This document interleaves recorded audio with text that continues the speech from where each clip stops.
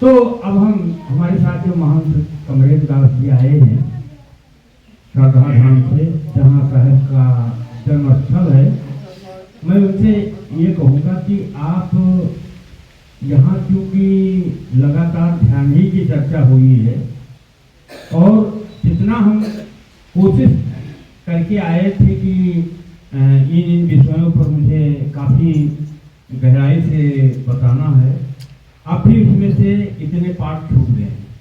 एक तो अजपा जब आ गया है कहीं ना कहीं, अजपा और अनाहत मन चिंता और तनाव का कारण, ऐसे व्यक्तित्व विकास हम कैसे करें, ये विषय अब भी हमारे छूटे हुए हैं, लेकिन हम आगे जब सत्र चलेंगे तो उसमें भी शामिल करेंगे और आगे जो है योगा का भी हम लोग कार्यक्रम रखेंगे। छोटे बच्चों को इसीलिए लाया गया है। तो हम महान जी से ये आशा करते हैं कि यहाँ आप कथावाचक भी बहुत अच्छे हैं और काफ़ी प्रकांड विद्वान भी हैं संस्कृत के। यहाँ न तो अविनाश से कोई ज़्यादा हो उस तरह की कथा, केवल यहाँ आपके अनुभव की इनकी जरूरत है कि आपने क्या साधना की है और कैसे साधना करके इस तत्व तक पहुँचे हैं। तेजस्याम वाया न समझते, तेजस्वियों की उम्र आयु नहीं देखी जाती। गुणेश पूजा स्थानम, गुणेश पूजा स्थानम न च वाया न चलता। जहाँ गुणियों में भगवान की पूजा होती है उनकी बात नहीं, उनको उनका उम्र वेशभूषा ये सब नहीं देखा जाता। तो यहाँ जो भी बहुत सोच करके आए होंगे कि हम इस पर बोलना है, हम भी कहीं जाते हैं तो बड़ी रूपरेखा बनाते हैं कि ये चीज लेनी है, लेकिन यहाँ जो जरूरत है आपके व्यक्तिगत जो साधना करके अनुभव बहुत कम समय में जो है आपने जो है दीक्षा लेकर के महान बनी हुई है और आपके हम कई जगह जो है कार्यक्रम में आपके प्रवचन सुने हैं, आप बेखराके से बोलते हैं, चाहे किसी को अच्छा लगे चाहे बुरा लगे। तो मैं ये चाहता हूँ कि कैसे सुमिरन किया जाए। यहाँ तो उस पर हर क्लासों में चर्चा होती थी एक एक बारीकी से, लेकिन वो चीज पढ़ करके नहीं जाना जा सकता, जो सीख करके नहीं जाना जा सकता, वो अनुभव से जाना जा सकता है। इसीलिए भगवान शिव जी ने कहा, चौपाई तो हमको पूरा नहीं याद है, उमा कहूँ मैं अनुभव अपना। तो आपका जो भजन जगत सब, तो आपके अनुभव की जरूरत है। बात नहीं, केवल अनुभव के लिए आपको याद किया गया है। महंत परमेंद्र दास जी सरदाहा धाम जो पावन भूमि है, बोलिए सरदाहा धाम की, बोलिए समर साईं जगजीवन साहब की, बोलिए स्वामी अहलाद दास साहब की, बोलिए बाबा प्यारे दास जी की, 4 पावा 14 गद्दी की, 36 महंत 33 भजनानंदी की। हमारा कार्यक्रम 11:15 बजे के आसपास समाप्त होगा। फिर कुछ महान जी की तरफ से अनुभव प्रदान किया जाएगा और फिर हम लोग कहानी आज जल्दी में बनवाया गया। देखिए जो समय निर्धारित हो गया होगा, आप सही बताएं, वही समय। फिर अगले सत्र में तो महंत कमरेश दास जी बात नहीं भाई।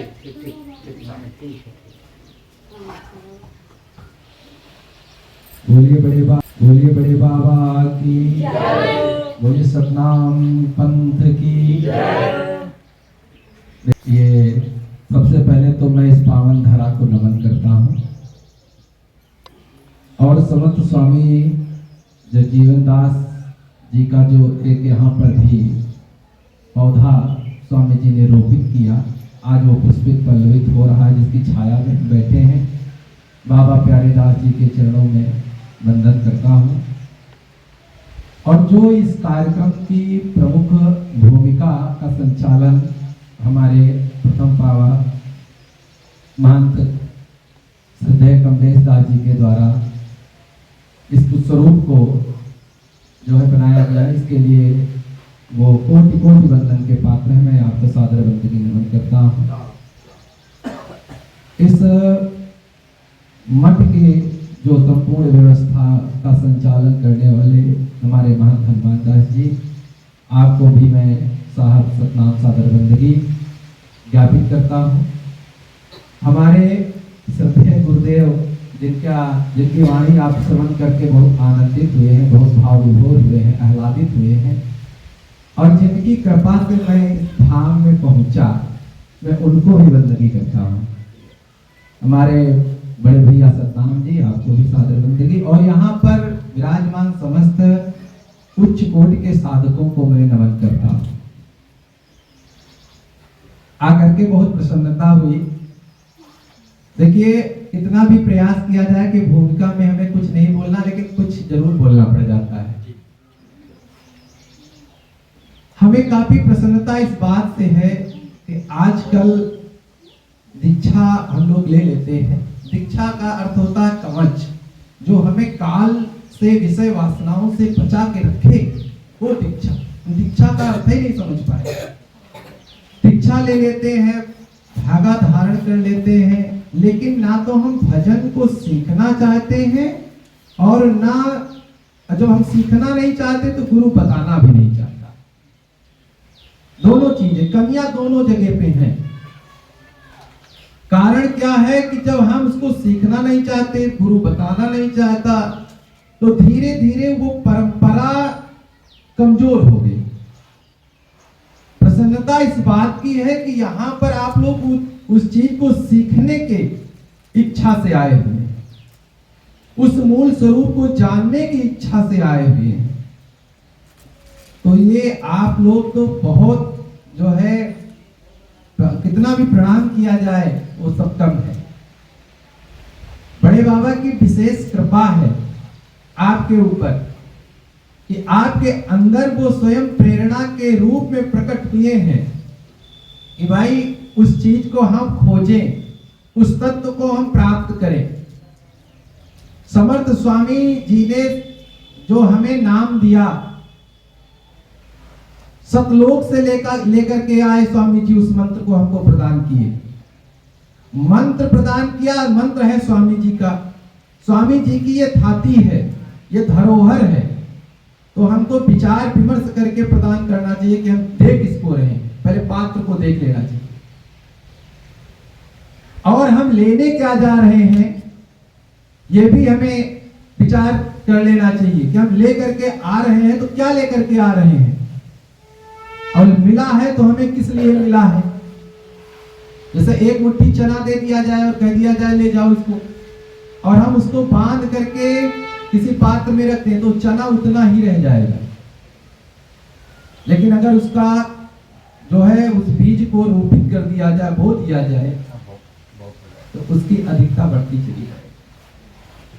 अभी सतनाम जी ने कहा, कहने के लिए तो कुछ शेष बचा ही नहीं। कुछ सतनाम जी ले लिए, कुछ गुरु जी ले लिए, कुछ बचा ही नहीं। लेकिन जो कुछ बचा में बचा है वो आप लोगों को प्रदान किया जा रहा है। हम आशा करते हैं कि यहाँ जितने भी लोग होंगे साहब, वो सब सतनामी ही हैं, सब अधिकतर दीक्षा लिए हुए हैं।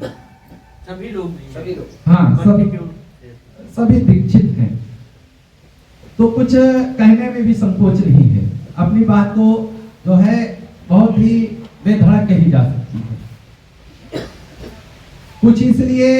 कुछ मतों को हम इसलिए नहीं कहेंगे क्योंकि यहाँ पर रिकॉर्डिंग हो रही है और ये सोशल मीडिया पर भी जाएगी। जितना संभव प्रयास होगा वो हम वर्णन करने की कोशिश करेंगे।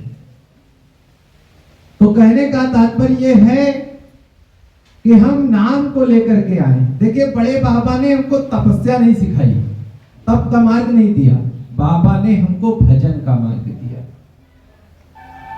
प्रभु जग जीवन भजन सिखावा, देवी दास परघट जस गावा। आप लोग यहाँ भजन करने के लिए आए हैं, भजन सीखने के लिए आए हैं। भजन गाना अलग है, भजन करना अलग है, दोनों में भिन्नता है। भजन गाया किस लिए जाता है कि लोगों के कान में वो शब्द पड़े और लोगों का आकर्षण परमात्मा के प्रति हो। वो एक प्रथम पावदान है, उसको हम नकार तो नहीं सकते, क्योंकि वो भी एक सीढ़ी है। तो जैसे किसी को मंजिल पर जाना है, तो अगर वो पहली सीढ़ी पे खड़ा हो गया और खड़ा होकर के वो पहली सीढ़ी पर खड़ा रहा तो मंजिल तक नहीं जा सकता, उसको कदम बढ़ाना पड़ेगा, एक के बाद एक, एक के बाद एक, एक के बाद एक, और तब मंजिल पर पहुंच सकता है। जाते समय जो मार्ग है, जो मार्ग में जाते समय मिलेगा वही आते समय मिलेगा, ये भी तो है। तो आप समस्त संतों के ग्रंथ उठा करके देख लीजिए, उसमें एक रूपता मिलती है। कारण क्या है कि जो उस मंजिल पर गया है तो जो जो मार्ग में उसको मिला है वही दूसरा भी गया, उसको भी मिला है। अब कोई बीच से मार्ग भटक ना गया हो कि वो कुछ लिख दे कि भाई आते समय हमें 17 थाना मिला था और कोई इधर से घूम करके आया हो तो उसको कुछ और मिला होगा। तो जो सद्गुरु मार्ग बताता है तो उसमें अनुभव एक जैसे रहते हैं, अनुभव में कोई भी प्रकार का भेद नहीं हो सकता। और जब अनुभव एक साधक के अनुभव दूसरे साधक से मिल जाए तो समझ लीजिए हमारा और इसका मार्ग एक ही है। आजकल दो चीजें, सबसे ज्यादा एक कठिन विषय है कि हम गुरु करें तो किसको करें, और दूसरी बात शिष्य बनाए तो कैसा बनाए। तो यहां पर एक विषय तो कट गया कि शिष्य बनाए चाहे जैसा हो,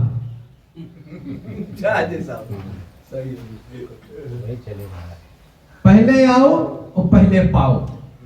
हाँ, एक विषय तो कट गया है। लेकिन आज भी कुछ लोग हैं कि हम गुरु बनाए तो किसको बनाए। तो इसके लिए आपको चिंता करने की आवश्यकता नहीं, गुरु शिष्य को ढूंढता है। शिष्य को गुरु को ढूंढने की आवश्यकता नहीं, गुरु शिष्य को ढूंढता है। गुरु को बांह पकड़नी चाहिए शिष्य की। मुझे कहने में थोड़ा सा भी संकोच नहीं है।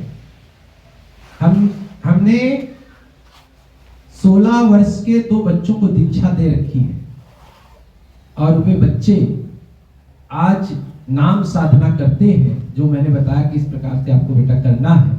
और उनसे फिर मैं घंटों बात करता हूं। गुरु का एक कर्तव्य है कि अपने शिष्य से बात करे, समय समय पर उसके अनुभवों को सुने और उसमें जो है संशोधन करे। अगर कोई त्रुटि हो रही है तो संशोधन करे, क्योंकि ये गुरु का कर्तव्य है। बात करता हूं, वो बताते गुरु जी हमको ऐसे ऐसे ऐसे अब ये लग रहा है, ये हमें कहते लगे रहो अपने काम। और मुझसे कई लोगों ने कहा कि आप ने दीक्षा दिया है, आप ऐसे बात करते हैं। मैंने कहा मैं अपने शिष्य को सुतीक्षण बना रहा हूं। सुतीक्षण के द्वारा जैसे अगस्त जी को भगवान का साक्षात्कार हुआ था, मेरे शिष्य के द्वारा मुझे होगा, शिष्य के द्वारा मुझे होगा, तब गुरु बनना मेरा जो है सार्थक हो सकेगा। वो गुरु धन्य होता है जिसकी पहचान उसके शिष्य के नाम से होती है। आजकल जीवन में तो सभी से जो है गुरु का जो है नाम लगा करके टहल रहे हैं कि हम इतने बड़े गुरु जी के शिष्य हैं, उनके उत्तराधिकारी हैं, उस पीठ के हम जो है पीठाधीश्वर हैं।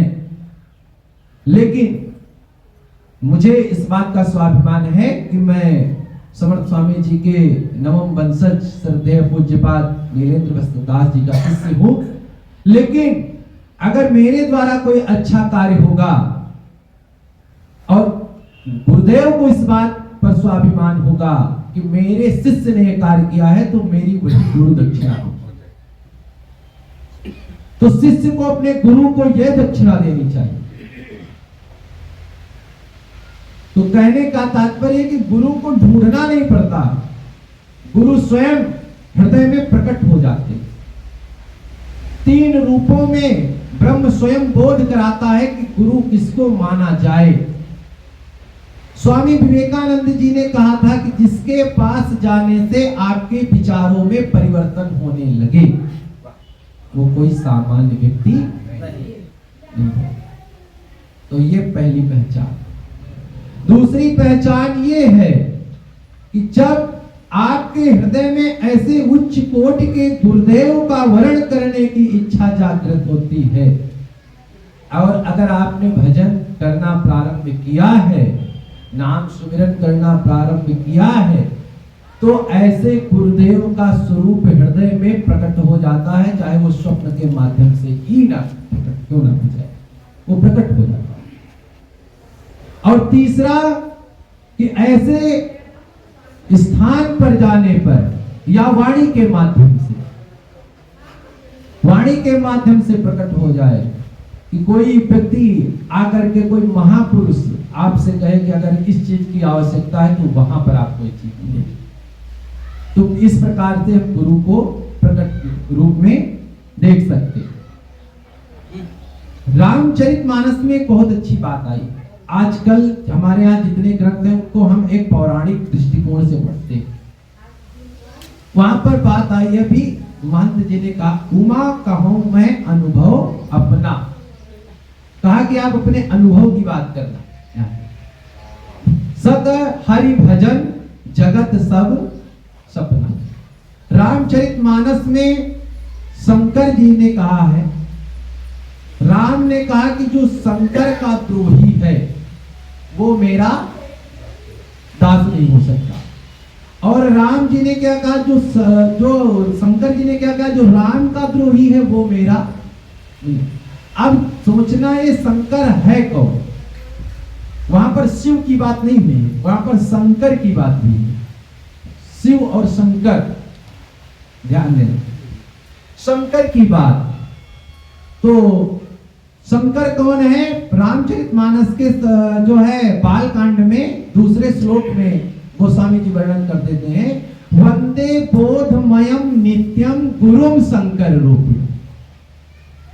वंदे बोधमयम, जिस व्यक्ति के हृदय में उस राम नाम का बोध हो गया है, वो प्रकाशित है नाम, वंदे बोध, वो वंदनीय है पूरे संसार के लिए। वंदे बोधमयम नित्यम शंकर रूपणम, वो शंकर है, वो शंकर स्वरूप है। और ऐसे शंकर स्वरूप जो है भगवान है, ऐसे जो शंकर स्वरूप का द्रोही है, कहने का तात्पर्य है जो गुरु का द्रोही है, राम जी कहते हैं वो कभी मेरा दास हो नहीं सकता। और जो राम अर्थात नाम का जो द्रोही है वो कभी सतगुरु का शिष्य हो नहीं सकता। तो हमें जीवन में इन बातों पर ध्यान करना चाहिए, इन बातों पर अमल करना। और शंकर के राम है कौन? बिनु पग चले सुने बिनु काना, कर बिनु कर्म करे विधि नाना, है ना? ये शंकर के राम है। इन राम की बात उन्होंने कही, वे राम जो श्वासों के रूप में हमारे अंदर रमे हुए हैं, वे राम। राधा बर सोई सिया बर, यहां कृष्ण की बात नहीं की गई, अवधपति राम की बात नहीं, राधा वर अर्थात जिसने जो राधा वर अर्थात जो तत्व राधा के हृदय में, जो जानकी के हृदय में व्याप्त है, वही कण कण में व्याप्त है, और वही दो अक्षर का सतनाम। तो हम लोग क्या करते हैं कि मूल चीजों को ना तो हम बताते हैं और ना हम उसको जानने की कोशिश करते हैं। केवल अनुभव की बात इतनी ही है और आप लोगों से इतना ही निवेदन है कि वो दो अक्षर का जो नाम है उसको पकड़ लीजिए। मैं बार बार जहां जाता हूं चिल्ला चिल्ला करके कहता हूं, दो अक्षर के नाम को पकड़िए। अगर गुरु नहीं किए हैं, अभी आपने सतगुरु की शरणागति गति नहीं ली, तो जो मंत्र जाप होता है वो सतगुरु से लेने के बाद किया जाता है, लेकिन जो नाम है वो स्वतंत्र है। नाम का सुमिरन आप कर सकते हैं और नाम का सुमिरन करने से ही आपको सतगुरु की प्राप्ति हो जाए। जैसे आपके हथेली पर हीरा रख दिया जाए, हथेली पर हीरा, और नाम आपको पता नहीं तो आप हीरे के मूल्य को नहीं समझ सकते। करतल गत न परहि पहचाने। हाथ पर हीरा रखा है लेकिन हीरे उसकी संज्ञा नहीं है, तो आप हीरे को का कोई मूल्य नहीं समझते। और सुमिरिय नाम रूप बिनु देखे, आवत हृदय स्नेह बिसेखी। रूप की चिंता मत कीजिए। कई लोग कहते हैं किस रूप का ध्यान करना है, नाम ही का ध्यान करो। सुमिरिय सुमिरन का है क्या है, श्वासों के रूप में उसका अभ्यास कीजिए। बताया गया है त्रिकुटी पर ध्यान रख धारण करके, और एक तो त्रिकुटी पर जो धारण, अभी श्रद्धेय साहब जी बता रहे थे कि शरीर के दो भाग, एक ब्रह्मांड और एक पिंड। तो जो ये त्रिकुटी के नीचे का भाग है वो क्या है, पिंड, और ऊपर का जो है वो क्या है, ब्रह्मांड। हम लोग पढ़ते हैं रोज, चिंतन नहीं करते। सब कुछ बाबा ने प्रकाशित किया है, वो पढ़ लीजिए आरती, उसमें लिखा है तुम प्रभु उभय अंक चित दीन्हा, त्रिवेणी महाआसन लीना। उभय, उभय माने होता बीच, दोनों ये जो आपके नेत्र हैं उसके जो बीच का स्थान है उभय। तुम प्रभु उभय अंक चित दीन्हा, जिसने यहां से चढ़ा करके यहां पर दृढ़ किया है। त्रिवेणी महाआसन लीना, इड़ा पिंगला और सुषमना, वहां पर आकर के जो स्थिर हो गया, नाम में जिसकी दृढ़ता दृढ़ हो गई, तो वहां पर पहुंचने के बाद जो है वहां पर नित्य अभ्यास करते रहने से वो प्रकाशित हो जाता है। आवत हृदय स्नेह विषय, वो हृदय में वही जो है स्वरूप जो है वो प्रकट हो जाता है। और वो नाम साकार रूप में जिसके हृदय, क्योंकि गुरु सदगुरु साकार है और नाम तो भगवान का निराकार है, तो जिसके हृदय में वो ज्योति पुंज है वो वहां खींच लाता है। आज सोशल मीडिया का समय है, जब बड़े बाबा थे तो कौन सी सोशल मीडिया थी, लेकिन जो लोग मुल्तान में बैठ करके विष्णुदास मुल्तानी, आज जो गति वहां पाकिस्तान में लाहौर पंजाब प्रांत में, वहां पर बैठे शिवदास, गोसाईदास साहब, दूलनदास वहां रायबरेली, देवीदास साहब उधर हैदरगढ़, ये लोग क्या करते थे, पहले से नाम सुमिरन में दृढ़ थे और वास्तविकता में जहां नाम की ज्योति थी वहां पर खींच लाई। ये प्रमाण आपको हम दे रहे हैं। जैसे कली जब खिल जाती है तो भंवरे को आमंत्रित नहीं करना पड़ता है, भंवरे परागण के लिए स्वयं कली को ढूंढ करके पहुंच जाते। तो पहले हम अपने अंदर उस नाम का अभ्यास करें, श्वासों के रूप में नाम का सुमिरन करें, श्वास प्रति श्वास उसका अभ्यास करें जितना अधिक हो सके। अभ्यास करते रहने से निरंतर निरंतर उसमें जब तत्परता बढ़ती है तो एक बार ये जो विषय वासनाओं का आक्रमण जरूर होता है, बीच बीच में आक्रमण होता रहता है, लेकिन नाम का ऐसा बल मिलता है कि वो इनको पराजित नहीं कर सकता। हाँ, हम उन वासनाओं को पराजित कर सकते हैं ये नाम के बल से। भजन के कहते कि अगर भजन अच्छा नहीं लगता है तो मन रोगी है, और भोजन नहीं अच्छा लगता तो तन रोगी है। तो भजन से जो है मन बलि होता है और भोजन से तन बलि होता है। तो तन तो पिंड के अंतर्गत आ गया और ये जो भजन है ये ब्रह्मांड के अंतर्गत।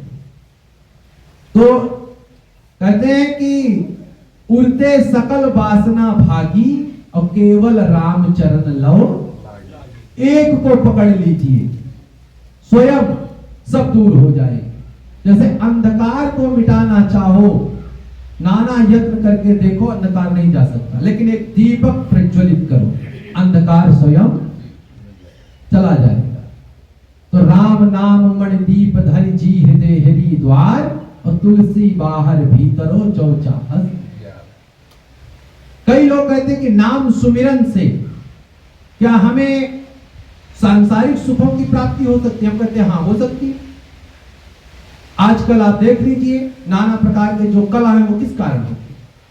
मन अशांत होता, किसी को आपने अभद्र बात कह दी, किसी से लड़ाई कर लिए, उसने उठा के FIR दर्ज करवा दी, अब जाओ वहां कोर्ट कचहरी का चक्कर लगाओ। अगर आप भजन करते हैं तो मन इतना शांत है कि 4 बातें आपको सहने की क्षमता है, तो सांसारिक सुख की प्राप्ति नहीं। नाम सुमिरन ऐसा है कि जो इहलोक और परलोक दोनों को बनाता है। तो पहले नाम सुमिरन कीजिए। नाम सुमिरन पहले धारणा तब ध्यान। धारणा पहले है ना, धारणा ध्यान और तब समाधि। तो पहले धारणा तो बने भजन करने की, और भजन करने की धारणा सुमिरन से बनेगी, नाम से बनेगी। नाम सुमिरन करते करते करते करते शरीर जो है आपका इतना जो ये तन है इतना निर्मल हो जाएगा कि फिर आप ध्यान में बैठ सकते हैं। नाम ही साबुन थोड़ा है सब। हाँ, बाहर से तो लगना नहीं लायक है। परीक्षित जी जब बैठ गए जा करके घर बार को छोड़ करके, और जिस दिन आपके अंदर शरणागति का भाव आएगा उस दिन कोई सद्गुरु आपको जरूर मिल जाएगा। ये प्रमाण है। जिस दिन शरणागति, जिस दिन ईश्वर के प्रति, ब्रह्म के प्रति आप जो है समर्पित हो गए, उस दिन सद्गुरु ढूंढ के मिलेंगे तुमको। मैंने पहले भी कहा कि शिष्य को खोज के गुरु मिलते हैं। सुखदेव जी ढूंढते ढूंढते परीक्षित को पहुंचे थे। परीक्षित जी नहीं गए थे दौड़ते, वो तो बैठ गए जाकर के गंगा जी के तट पर। गंगा का मतलब ज्ञान के तट पर जाकर के बैठे। हाँ, गंगा का मतलब ज्ञान। ज्ञान के तट पर जाकर के बैठ गए। जीव जब ज्ञान के तट पर जाकर के बैठ जाता है तो सद्गुरु स्वर्ग ढूंढ लेता है। सुखदेव वहां पर आए और उन्होंने पहली बात जो कही, जिसका आज आप 5 दिन से अभ्यास करें, उन्होंने कहा राजन, जितासनो जित श्वासो जित संगो जितेंद्रिया। अगर आप उस मार्ग में बढ़ना चाहते हैं, भजन के मार्ग में स्थिर होना चाहते हैं, देखिए चलना अलग है और ठहरना अलग है, और ठहरे रहना अलग। केतेउ चढ़े केतेउ चढ़ी उतरे, और बिरले को ठहरान जपे को अलग पुरुष निर्माण। और देवी दास के प्रभु जगजीवन शून्य मतियो मुका। केतेउ चढ़े, बहुत लोग चढ़े, आज बहुत अच्छा लगा तो कहीं 4 दिन बैठे और 5 दिन जो है नींद आएंगे, सोएंगे, तनी आएंगे चतरा हैं। तो केतेउ चढ़े और केतेउ चढ़ उतरे, और बहुत लोग चढ़ करके उतर आए। बिरले कोई ठारा, कोई एक आधा, 100 में कोई 2 पारंगत होते। जो गुरु की बात मान करके भजन करता वो साधक होता है, और जो गुरु की कसौटी पर खरा उतर जाए वह सिद्ध होता है। तो 100 में कोई 2 3 हाँ सरकार ये पाएंगे। ठीक है, क्योंकि मेरा विचार जो है ना वो थोड़ा सा दार्शनिक और तार्किक रहता है। तो बिरले को उठा रहा, साहब का घर दूर है जैसे वृक्ष खजूर, और चढ़ो प्रेम रस चाको गिरो तो चकना चूर। ये भी है, तो इसके लिए भी तैयार रहना। जैसे अभी हमें बहुत अच्छी बात लगी, वो भगत जी हमारे कह रहे थे कि अब प्राण रहा या इस प्रकार की जब हठता होगी तब जा करके हो पाएगा। एक फोटो देखिए महात्मा बुद्ध का, उसमें वो बैठे, शरीर एकदम सूख करके कांटा हो गया पेड़ के नीचे। तो मैंने कई बौद्धिस्टों से पूछा कि ये फोटो क्या है, इसका मतलब क्या है? तो कहा पता नहीं, तपस्या करने के कारण ऐसा हो गया होगा। हमने कहा नहीं, ये हठ योग है महात्मा बुद्ध का। उन्होंने इस जगह पर कहा कि या तो प्राण चले जाएंगे या तो ज्ञान प्राप्त हो जाएगा, तभी उठेंगे। दृढ़ निश्चय। और आदृढ़म चाहतम ज्ञानम प्रमादेनम चाहतम सुतम। दृढ़ता के बिना ज्ञान व्यर्थ है, और लापरवाही से सुना गया जो है सत्संग भी व्यर्थ है। व्याग्र चित्तो ही हतो मंत्रा, गुरुदेव ने जो मंत्र दिया उस पर विश्वास ही नहीं है, तो मंत्र व्यर्थ है। तो दृढ़ता होनी चाहिए, या तो प्राण छूट जाएंगे या तो ज्ञान प्राप्त हो जाएगा। इस प्रकार की दृढ़ता होनी चाहिए, दृढ़ निश्चय होना चाहिए साधक। तो अगर इसमें चूक हुई तो मरने के लिए भी तैयार रहो। मरना तो है ही है, लेकिन इस काम में मरोगे तब भी तर जाओगे। जी जी बिल्कुल, इस रास्ते से मार जाएंगे तभी तो रावण ने कहा कि अगर वो राम है तब मारेंगे तो तर जाएंगे, और अगर कोई बनावटी है तो फिर हमारी ख्याति बढ़ेगी। हम भी मार देंगे फिर। है? तो जीव को जब साधक इस मार्ग में कदम रखे तो उसको दोनों चीजों के लिए तैयार रहना है। या तो अब मुक्ति उस तरफ से होगी या इस तरफ से होगी मुक्ति, क्योंकि जिस दिन शरणागत का भाव जीव के हृदय में जागृत होता है उसका नाम ब्रह्म के यहाँ रजिस्टर में लिख लिया जाता है। ये हमारा है। उसके बाद में अगर दृढ़ निश्चय से कि आज से भगवान के हमारे कोई गलत कार्य नहीं करेंगे। मैं बार बार कहता हूं गलती करना पाप नहीं है, गलती को करते रहना पाप है। और दृढ़ निश्चय हो गया आज से जो कुछ हुआ हटाओ, आज से जो है बाबा के प्रति समर्पित है, और आज से नाम सुमिरन करेंगे और प्राण चले जाएंगे, अभ्यास नहीं छूटने देंगे। मैं दावे के साथ कहता हूं एक उसी दिन तुम्हारी मृत्यु हो जाए, तुमको जो है नर्क नहीं जाना पड़ेगा, तुमको सतलोक के लिए तुम्हारा मार्ग खुला हुआ है। तुम्हारा दृढ़ निश्चय होना चाहिए। लेकिन ये नहीं कि 4 माला जपेंगे और फिर कल पाप करेंगे और फिर 5 माला जपेंगे। ये सबसे बड़ा धोखा है। मोह कपट छल छिद्र धोखा। नित्य पहले तो अपने अंदर धारणा बनाओ। धारणा करने का जो हमारे नए लोग जुड़े हुए हैं वो नित्य सुमिरन का अभ्यास करें, क्योंकि श्वास के माध्यम से ये वैज्ञानिक सिद्धांत दे रहे हैं। श्वास जो जाती है शरीर के अंदर तो समस्त नस नाड़ियों में जाती है, ऑक्सीजन लेवल को बढ़ाती है, और नाम के साथ जब वो श्वास अंदर प्रवेश करती है तो हृदय के समस्त विकारों को दूर करती है। और जब इस प्रकार से धारणा दृढ़ हो जाती है, शरीर जो है सबसे पहले जितासनो, आसन को जीतो। आसन किसका है? मन का आसन है। मन को शासन में लेकर के आओ। मन शासन में भजन से आएगा। जितना भजन कराओगे ये कमजोर पड़ता जाएगा। जैसे एक नए बंदर को पकड़ करके लाओ जंगल से, बहुत बांधो रस्सी में, इधर कूदेगा उधर कूदेगा, इधर बहुत परेशानी, लेकिन कुछ दिन के बाद वो शांत हो जाता है। फिर जो चाहो वो करो उस बंदर से। कमर पे हाथ रखो, हाथ रखे, सिर पे रखो, मन को इस प्रकार से बांधो। अब बांधोगे किसमें? भजन से बंधेगा ये। उसी प्रकार से ये हमारा मन संसार में रमा हुआ ये बंदर है, इधर उधर कूदता फांदता रहता। भजन से इसको शासन में लेकर के पहले तो आओ।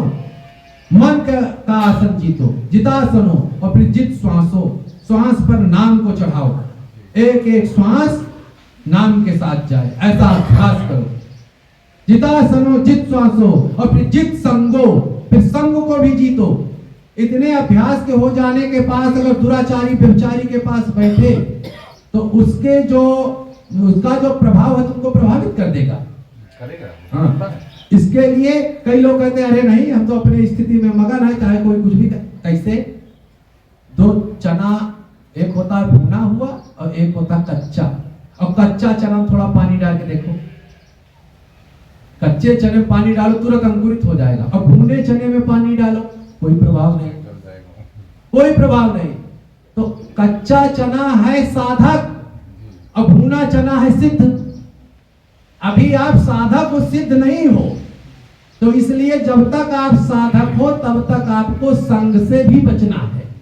जित संगो, दुष्टों का साथ नहीं करना, गलत बात सुनना नहीं, गलत चलचित्रों को देखना नहीं, गलत चीजों में अपना चिंतन करना नहीं। अगर चित्त उधर चला जाए तो भगवान के नाम के साथ जो है मोड़ करके भगो वहां से, दूर चला जाए। हाँ, और जित संगो और जितेंद्रिया, फिर अपने इंद्रियों पर संयम रखो। और संयम ये सब कुछ करने का अभ्यास केवल नाम से ही होगा। जी, दूसरा रास्ता ही। हाँ, एक के साधे सब सदैव, सब साधे सब जाए। हाँ, जित संगो और जितेंद्रिया, इंद्रियों को जीतो। ब्रह्मचर्य का मतलब ये नहीं है कि लंगोटी बांध करके बैठो। ब्रह्मचर्य का मतलब ब्रह्म के रूप आचरण करना। नेत्रों पर ब्रह्मचर्य, कानों में ब्रह्मचर्य, वाणी पर ब्रह्मचर्य, हाथ पर ब्रह्मचर्य, पैरों में ब्रह्मचर्य। इसलिए हमारे यहाँ सतनामी जितने महंत होते हैं उनके हाथ पांव सब बांधे जाते हैं।